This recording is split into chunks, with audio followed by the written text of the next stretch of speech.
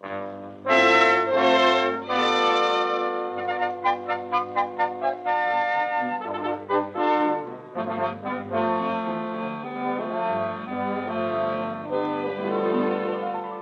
stone giant baffles a nation. An introduction is a superstition. One of our great musical compositions was written for a dog. Can you imagine that? Yes, ladies and gentlemen, this is Lindsay McCarry back once more with an amazing array of actual facts with which to entertain you. My cohorts and I will be back in just a minute and a half, so wait for us, will you please?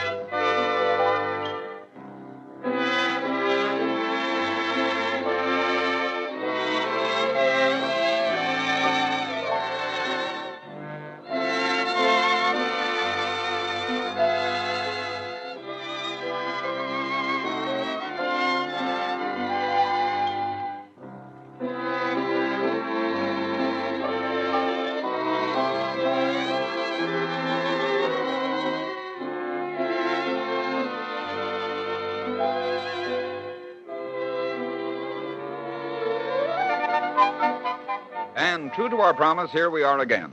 And to introduce our first choice item, listen to... For man is like the sheep. Find him a leader, and blindly he follows, asking not, wanting not. Show him the false and tell him the true, and he believes not his reason, but the more fanciful untruth. Thus spake someone who was just a little bitter against man's proclivity to be blinded by a sudden flurry of excitement. And the proof? Well, listen to this. In the fall of the year 1869, the inhabitants of the verdant valley of Onondaga were startled when it was announced... I tell you, it's true. It happened on the Newell farm. I saw it with my own eyes. So what? What are you talking about? I saw them uncover the giant. Petrified he was in limestone. Huh? And there ain't a doubt but what he's real. Why, every feature in his face is as plain as any of yours. He's kind of bent over like something killed him before he had a chance to help himself. Giant? Say, look here, is this some kind of a joke? Oh, it ain't a joke. I'm telling you that I saw it with my own eyes. Just like it says in the good book. There were giants in those days, and you ain't a-gonna doubt that. Well, no, I ain't, but... Well, I'm going to have a look for myself. Yes, so am I. And thus was the discovery of the famous Cardiff Giant, announced to a startled country. The tiny hamlet of Cardiff, after which the huge figure was named, swarmed with visitors from far and near. In the dim light within the tent in which the giant was kept, people spoke only in awed whispers. The 12-foot gargantua seemed to impress silence upon his beholders. The authenticity of the figure was soon accepted by almost everyone, but scientific and theological opinions varied. Said a scientist, That the figure found in Cardiff is proof that 12-foot men lived in prehistoric times is pure nonsense. We scientists deny the existence of such a race. Fossilized remains of life and garnered evidence must inevitably point to the folly of peopling the earth with prehistoric giants. The Cardiff giant is merely an idol, worshipped by a people or race long since vanished. That's final. and said a minister, The Cardiff giant only serves to prove all the more what science and so-called modernism try to disprove. That the word as found in the gospel is the final word, the one word and the only word. There were giants in those days. Those who try to say that the Cardiff giant is merely the object of some prehistoric worship are flying in the face of the divine, and that's final. Thus went the quarrel, and the receipts for admission to see the Cardiff giant amounted to approximately $150,000. T.T. Barnum, master showman of his day, tried to buy it for exhibition, but he was refused. So he calmly went about having one made exactly like the original and exhibiting it as such. Then suddenly, one skeptic said of the original Cardiff giant, Now, look, I managed to chip off a piece of the giant, and he's not made of Onondaga limestone as he should be, but of gypsum from an entirely different part of the country. That started it. The trail led to one George Hull, brother-in-law of Newell, on whose farm the Cardiff giant was found. Taxed with evidence, Hull laughingly admitted to a reporter, All right, my boy. I guess the jig's up. I've had my laugh, I guess, and proved my point. What point, Mr. Hull? Well, 2 years ago, I had an argument with the minister about the existence of giants on the earth. I couldn't convince him by argument that science has disproved that. So I decided to prove my point by making a laughing stock of him. 2 years ago? But how? Why? All right, you'll have the whole story. Well, sir, for 2 years I studied archaeology and fossils. And then the time was ripe. I bought a huge slab of gypsum, then hired a carver to make it into the figure. As soon as I got the carving, I chiseled tiny holes in it. I rubbed it down with sand, and believe me, I wore calluses and blisters on my hands doing it, too. And then I bathed the whole giant in sulfuric acid. And when I finished, I had the Cardiff giant. But for a hoax like that, why, you can... I could be jailed? Yeah. Oh, no, not on your tin type, no. I didn't say it was a giant, did I? I didn't ask anyone to believe it, did I? No. I just had the old boy put into the ground on my own brother-in-law's farm. And they can't arrest me for that. The people did all the telling and believing themselves. and so Mr. Hull had a good laugh for himself and set the country on its ears. Can you imagine that? Well, I'm sure you all have heard or at least seen pictures of the famous Leaning Tower in the city of Pisa, Italy. That strange 8-story structure, 179 feet high, almost 3 centuries old, which was in process of construction for almost 200 years.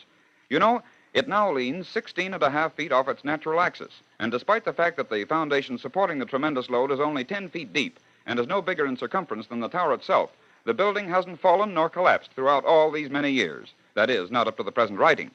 Have you ever wondered about the reason for this apparently unnatural phenomenon? Of course, there must be a natural law governing it, and that is the law of statics, which enables a building to lean whose parts are firmly bound together and whose center of gravity doesn't go beyond the limits of the foundation. In the Leaning Tower of Pisa, there is a spiral stairway which was constructed with increased height on the side which leans and decreased height on the other side. This, of course, throws the greater weight on the side which is opposite to the one that's leaning. And that's why this amazing edifice has remained as a landmark and point of interest for travelers. Can you imagine that? Mr. Brown, I want you to meet Mr. Smith. How do you do, Mr. Smith? How do you do, Mr. Brown? Lindsay, what's that for? I mean that introduction. Oh, that? Oh, I had the boys do that just to show we're not so civilized as we think we are. What do you mean, Lindsay? Why, an introduction like that is just a sign of civilization. It's good etiquette. Ah, and that's where you're wrong, young lady. We may imagine that primitive custom is etiquette, but it's just our way of holding on to an ancient superstition and then varnishing it with so-called etiquette. Do you mean to tell me that an introduction like that is superstition? Exactly. Let's imagine ourselves in the center of the jungle, in a little clearing. It's night. A throbbing drum signifies that a boy is being received into a primitive tribe upon his coming to manhood. In the clearing, apart from the rest of the tribe, the wise old witch doctor gives the boy the rules and taboos of the tribe. But more than that, he says, Never give your name to a living soul, for with your name he can do you harm and bring upon your head the curses and the evil of all the dark spirits that harm man. Remember that above all, never give your name to a living soul. But what's that got to do with a modern introduction, Lindsay? just this.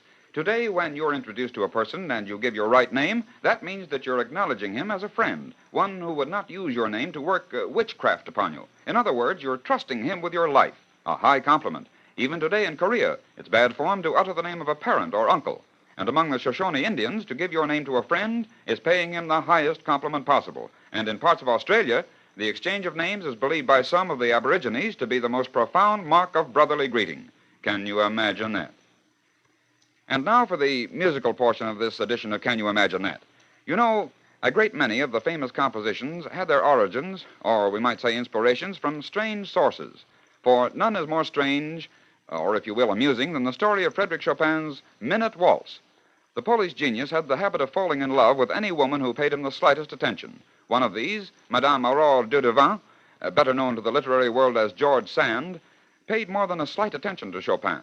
He was hungry for affection and readily succumbed to her. Although she smoked big black cigars, wore men's attire, and was capricious and whim, Chopin did love her. And through that love came one of the most charming of Chopin's airy, delicate compositions. It seems that the composer was visiting her home in Paris. It is evening. George Sand sits in a comfortable chair. By her side is Frédéric Chopin. The smoke from her black cigar curls upward. Chopin speaks. Aurore, Eh? What? what are you thinking of? I wasn't thinking, Frederick, just watching. Watching? Watching what, Sherry? My dog. Look at him, Frederick. Just like a lot of humans trying to attain the unattainable. Ah, but there's spice in that, Aurore, even when you don't attain it. What? Stay to music, Frederick. You're much better at it than you are at philosophical reverie. See, he chases his tail around and around and around, never quite reaching it, always just an inch in back of it. He's very funny, isn't he? Frederick, Yes, what is it, Aurore? Frederick, you must write a waltz about my little dog. What? This minute, right away. Write a waltz about the dog. It must be music like he's chasing his tail, fast, whirling. Go to the piano, Frederick. Oh, hurry, hurry before the mood is gone. Could I refuse, Aurore? All right.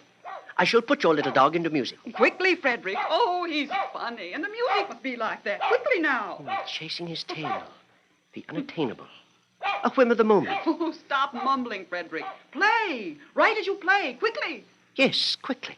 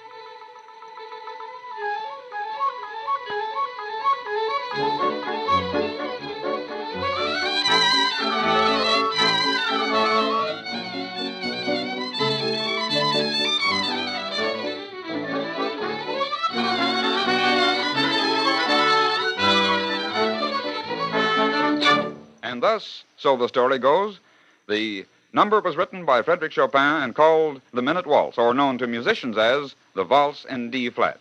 Can you imagine that? Well, now I take pleasure in turning you over to your own announcer as I say to you, this is Lindsay McCarry bidding you goodbye now.